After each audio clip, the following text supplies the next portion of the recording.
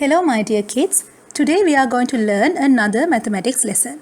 You can use your mathematics textbook part 2 page number 54 to do this lesson with the teacher. Unit 9 Angles. So kids, today we are going to learn about angles. Do you know angles? Have you ever seen angles? So in our real life, there are so many examples where you can see angles. Very fine example is the clock face. Clock face clock hands, when the clock hands rotate, it makes so many angles. And here I have given you some other examples like in the doors or else in the four corners of a window, chair, everywhere you can see the angles. So today you are going to learn about angles and you are going to draw and name angles. Volt. What are we learning today? Today we are going to multiply and divide weight. Before we start today's lesson, let's recall what we learned in our second term. We have learned about the four main shapes or else the four geometrical plane figures, square, rectangle, circle and the triangles. So today we are going to learn about the angles which we can find in these four main geometrical plane figures. Now we are going to learn right angle. Now kids, here I have given you a circle. You have to fold this circle twice. Then you get L-shaped part. So L shape is called a right angle.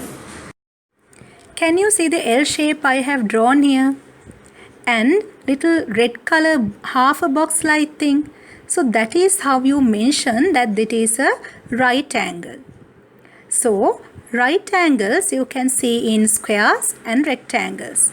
The four vertices or else the four corners of a square, four corners or else the four vertices of a rectangle are having right angles. Here you can see I have marked all the right angles in black. Angles less than a right angle. Now we learned how to draw a right angle, which is L shape. Now can you see here I have drawn you an angle which is less than a right angle. The space in between the two arms, two lines of this angle is much smaller than a right angle. So in mathematical terms you call this is acute angle. You will learn these terms in your upper grades. And triangle is a fine example where you can see less than right angles. Now we are going to learn about angles more than a right angle. The correct mathematical term is obtuse angles, which you can learn in your upper grades. Can you see the English letters A, B and C? That is how you have to label or else name the lines or the arms of the angles. So you can see here I have drawn in blue another angle which is more than a right angle. The gap between the two lines is much more than the gap between the right angle. So that's why you call this is a angle which is more than a right angle.